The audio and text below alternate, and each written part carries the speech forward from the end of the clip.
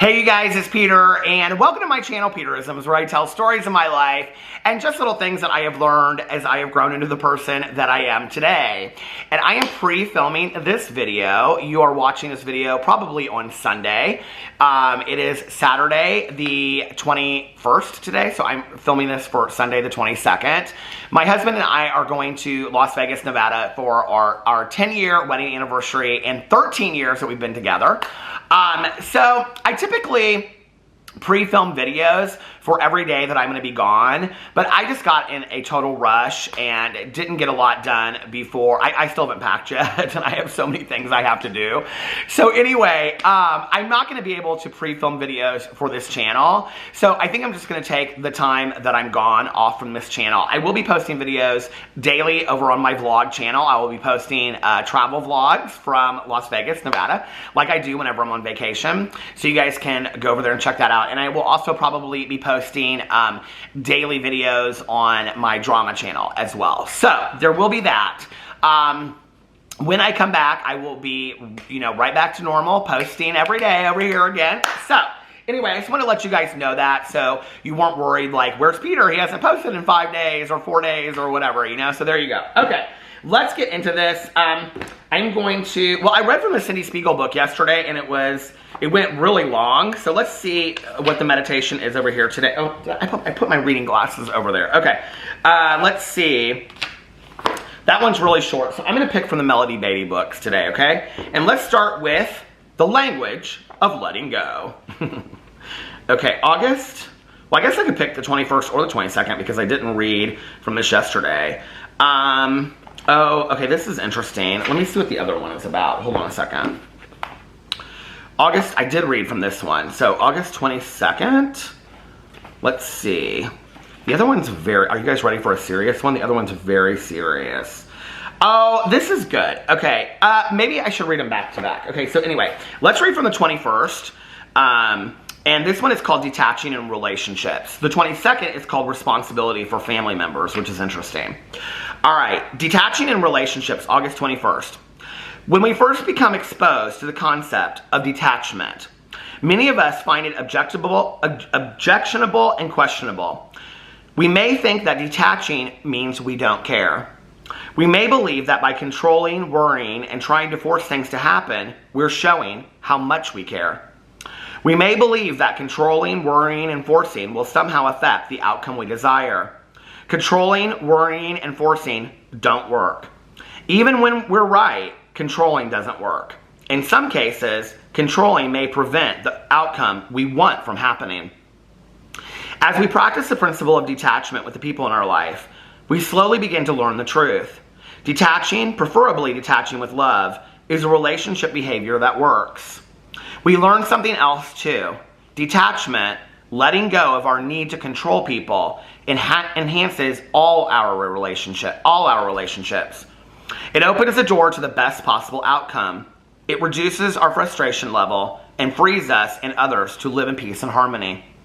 Detachment means we care about ourselves and others. It frees us to make the best possible decisions. It enables us to set the boundaries we need to set with people. It allows us to have our feelings, to stop reacting and initiate a positive course of action. It encourages others to do the same. It allows our higher power to step in and work. Today I will trust the process of detaching with love. I will understand that I am not just letting go, I am letting go and letting God. I'm loving others, but I'm loving myself too. And this is a concept that it really took me a long time to learn. I think especially with my mother. And I talked a lot about it over here, the moment where, I was talking about this in my vlog, I think maybe last night, the moment where I was sitting right here, and she said something about I was at the time, I was working on my master's degree, 15 hours a week. I had like a 20-hour a week internship or longer, I can't remember, practicum internship. I was working 40 plus hours a week. I had a boyfriend and a best friend at the time that I lived with, in an apartment. And I just was overwhelmed. I was completely overwhelmed. And I was trying to stop by my mom's house like 2 to 3 times a week. I swear to God, you guys, like 2 minutes ago, I just saw something move over there, but I could be completely wrong. Everybody's rewinding it now. But, you know, like, I was working really hard to, like, keep my mom in my life, and this was after we were both sober, and probably at about 3 years sober, I think I was, and my mom would have been 2.5, 3 years sober. And we were sitting here, and, you know, she was like, well, I just wish you would stop by more, I just don't get to see you very much, and you know how much I love you, and on and on and on. And I looked at her and I said, Mom, I'm not responsible for your happiness. I was like, where did that just come from? And I think that I was like, in that moment, I was just so worn out. Like, I felt like everybody was pulling on me in 50 different directions. Have you ever felt that way before? You know, and the reality, what I realized was people were pulling on me in 50 different directions because I was allowing people to pull on me in 50 different directions. I wasn't setting any boundaries in my life. I was doing anything that I was asked, you know, no matter if it was for school or friends or whatever. If whatever I was asked to do, I was there, I showed up, you know? And I mean, it was such a tenet of suit up, show up in my life. And I really believed that. And so I was overwhelmed. I was tired. I was working out every day at the same time. I was going to the gym and working out too. I was really, really in shape back then. And I was running like 5 miles a day and lifting and stuff. And I don't know, I just was worn out. I just was so worn out. I felt like I was being pulled in all 30 different directions, you know? And, I just couldn't take it anymore. And I remember my mom looked at me and she said, do I make you feel that way? And I said, oh, absolutely. You make me feel like I'm responsible for your happiness. And you know, and I know a lot of mothers and fathers and siblings and spouses wouldn't say the same thing, but my mom looked at me and she said, oh, I don't want to make you feel that way ever, you know? And I'm grateful that my mom had enough insight and awareness to say that. But, you know, I think detaching with love does not mean... I always get these questions when I talk about this topic, or if I talk about setting boundaries. People will say, like, well, my mom is, like, 70, and she drives me nuts, but it's my mother, and she needs me. Like, how can I detach? Like, how do I set boundaries when she needs me? Well, you can, you know? Your mother doesn't need to call you 22 times a day. You know, your mother needs to call you once, maybe 2 times a day max, right? If even that. And if you're a caretaker, you know, your caretakers set boundaries and limits. Nurses, doctors, they set boundaries and limits. I think when it comes to our family members, we have a really difficult time doing that, you know, but you still have to take care of yourself. I mean, this is the thing. If you don't take care of yourself, there's no reason to be worrying about taking care of somebody else, because you're not going to be in a space to be able to take care of themselves, period. End of story, you know? So detaching, setting boundaries and limits looks like things like, I don't accept calls after a certain time, or, you know, I take certain days to myself, or certain hours to myself during the day, or before I go to bed, I have to take a nap. I'm not going to wake up at 3 o'clock in the morning just because people want to call and, you know, like, just, they need something constantly, and if they need something, I run and I go do it. You know, setting boundaries and detaching with love is something that you kind of do in extreme cases. I think when it comes to alcoholics and addicts in our lives, enabling very closely looks like controlling and telling what that person to do, you know?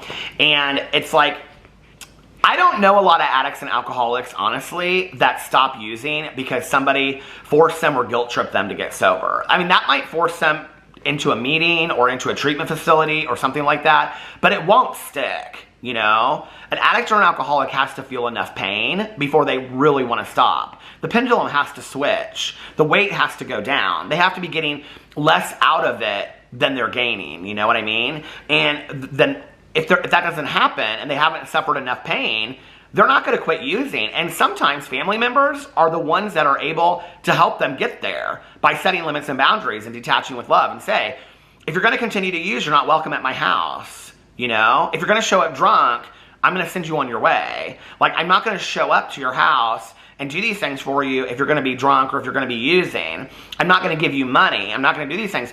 And I think we're so afraid, if I do that, then what would happen, you know? My dad said to me, you know, like after I got sober, it was a little bit right after that, he said, you know, like 2 weeks before you went into treatment, you know, your stepmother and I had a conversation and she said, you've got to like cut him off. You've got to stop helping him. And my dad was like, I'm so afraid that if I do, that he will end up prostituting or stealing from somebody or whatever. And my stepmom looked at him and she said, how do you know he's not doing that already? You know? And I think that's our fear, is that like, if we continue to give them money, if we continue to take care of them, if we continue to enable them and do all this stuff, and my dad was my chief enabler, and that was like something he learned very quickly after I got sober, you know? my dad, thankfully, was very good friends with my physician that I had when I went into treatment, who was one of the leading addictionologists in the country. And my dad went into him and he said, everything I touch, like, does very, very well, except for my kid. Like, I don't know what to do with my kid. And he said, you tell me what to do and I will do it. And my dad has always been like that. Like, teach me and I will do what you teach me. He's very good with that. And this guy was like, set boundaries and limits, do these things, blah, blah, blah, blah, whatever. And I remember I had all these contract kind of things that I've had to sign in the past that had like rules and whatever to them, you know, like if you do this, then you get this and whatever. And so my dad had a list of rules, and I can't remember what the rules were, but they were like, go to a meeting he had come up with it with the doctor, and it was like my aftercare plan. And it was like, go to a meeting every single day, have a sponsor that he can talk to your sponsor every day, you know, do this, do that, whatever. He had all these things on there. And I said, okay, where do I sign it? And my dad looked at me and he goes, you don't sign it. He goes, you're a 22-year-old man. He said, if you don't want to follow the rules on that paper, he said, throw your keys on the apartment and walk out the door. He goes, you have no apartment, no car, nothing. I'm not helping you anymore. Oh, I didn't have a car at that point anyway. But he said, I'm not helping you anymore, you know? And he was like, I'm done. My dad was so angry that I think part of that anger really came from the fact that he felt like he had been used for so long, which rightfully so, you know? And I had used my dad, and just addicts and alcoholics we're just the most calculating, manipulating people while we're using. And you know, it's just, we really put our family and friends through it. And I don't know that I even really realized the full capacity of that till years and years later. You know, and then I got sober, and my dad did set healthy limits and boundaries with me, you know, very healthy limits and boundaries. And I learned to respect those boundaries, or my dad would not be in my life. And it wasn't just things like go to meetings, right? It was things like, if you drink again or use drugs again, I don't want to hear from you. Don't call me. Like, that was what my dad said to me. And I knew it to be true. I knew that to be true, you know? And I was quickly losing a lot of people in my life. You know, I had a friend of mine that came to me a couple weeks before I got sober, a month before I got sober or so.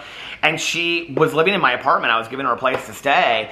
And one day I came home and she was like moving all of her stuff out. And I said, where are you going? And she was like, I'm moving out. She was like, I cannot continue to watch what you're doing to yourself. She was like, and if you don't get help, I'm going to have to tell your dad because you don't care and nobody else does.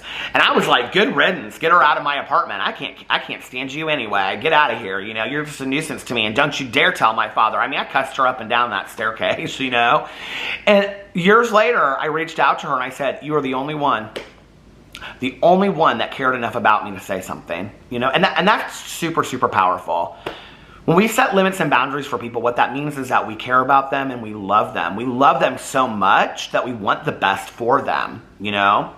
When we try to control and enable those people, what that really says, and I know people aren't going to like to hear this when I say it, it says I love myself more than I, you know, love anybody. Well, you should love yourself the most, but it says I love myself and what I'm getting from this, you know? Ask yourself, if you're enabling somebody, what are you getting out of that? Like for my dad, what he was getting out of that was that if he was helping me take care of my life and pay bills and do all that kind of stuff, then the fear was removed of how bad it could really look like. So as long as he was helping me with things, which, I mean, his biggest fears were already being realized and he didn't even know that, you know?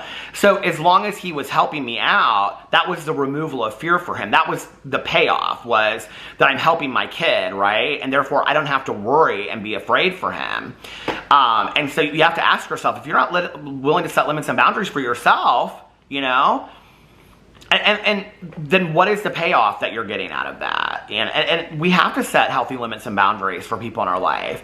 Even if these people aren't, you know, like I said, it's like in extreme cases, but don't you think in most relationships we have limits and boundaries for each other? I mean, even if they're unwritten and unspoken, don't you think that we have written limits and boundaries for each other, you know? Like my best friend Tanya, like I don't walk into her house unannounced. Like I always text her like I'm here or whatever, you know? I don't just walk into her house.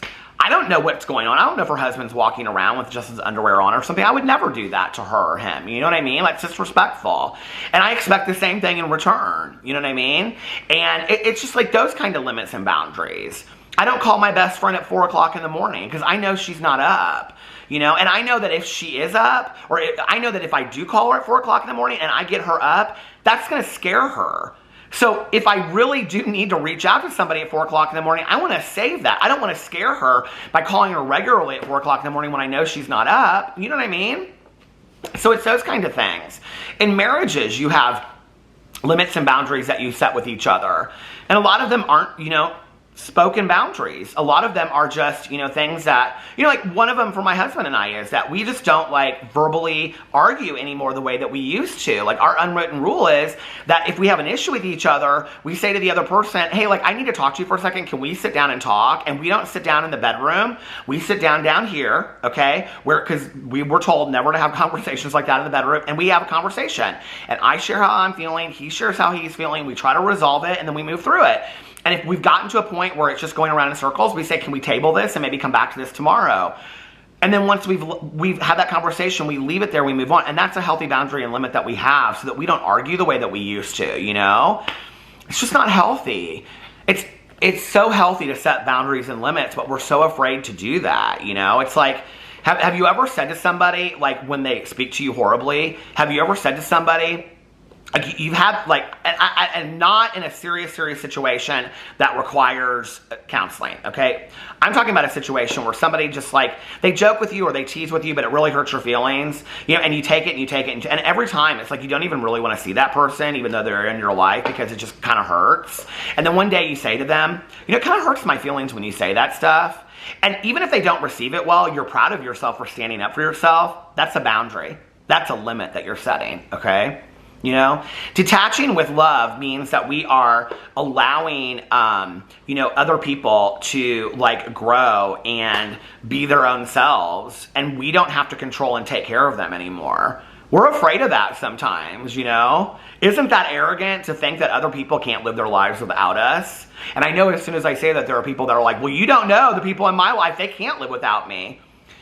Remove yourself from the situation and watch. They will do just fine, okay? Or they won't, and they'll figure it out. But one way or the other, you controlling every aspect of that is not helping the situation out, So anyway, fantastic meditation. Let me know what you think in the comment section below about that. I love you guys, and I will see you when I get back. Bye.